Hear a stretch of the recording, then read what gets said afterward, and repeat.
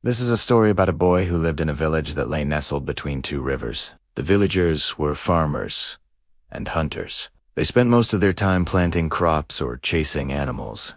But they had a big problem. They didn't have a watch or a phone to tell the time. So they struggled to figure out when to plant, when to harvest, when to hunt, and most importantly, when to start a new life. As the boy grew up, he wondered, why can't we predict what will happen tomorrow?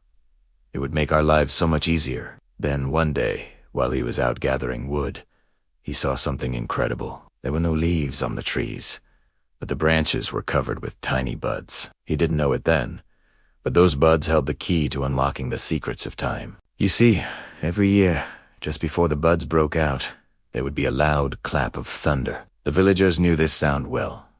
They called it the Thunder Keeper. They believed that the Thunder Keeper woke up once a year to check if the world was ready to welcome new life. And if it was he, would bless the earth with rain. Every year, the boy would hear the rumble in his chest, and every year he would run to the highest hill in the village to see the Thunder Keeper. One day, after hearing the rumble, the boy climbed the hill and saw not clouds, but a shooting star streaking across the sky. He thought to himself, maybe the Thunder Keeper doesn't live in the clouds.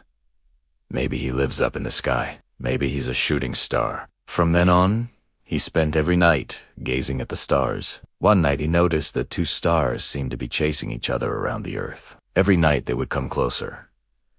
10 mobawai, only to chase each other again the next night. The boy was fascinated. He decided to follow them the next day. He walked all day, and when the sun began to set, he heard the familiar clap of thunder. Looking up, he saw the two stars had become one. In that moment, the boy understood that the stars weren't just gods.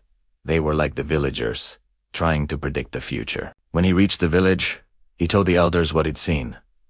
At first, they didn't believe him, but then he pointed to the sky. They all looked up and saw the two stars had become one. They knew what this meant.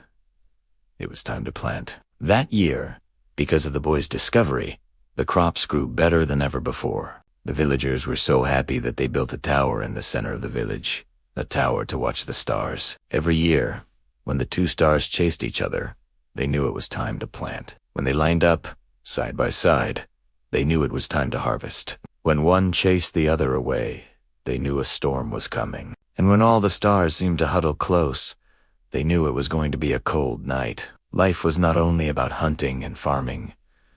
The greatest challenge was the weather. The burning sun pushed them to search for water by the river. Sudden rains forced them to rush and protect their homes and food, and the cold nights brought everyone together around the fire. The changing seasons kept teaching them when to escape the heat, when to fight the storm, and when to rely on each other against the cold. These were the first steps when humans realized that nature was not only an enemy, but also a teacher.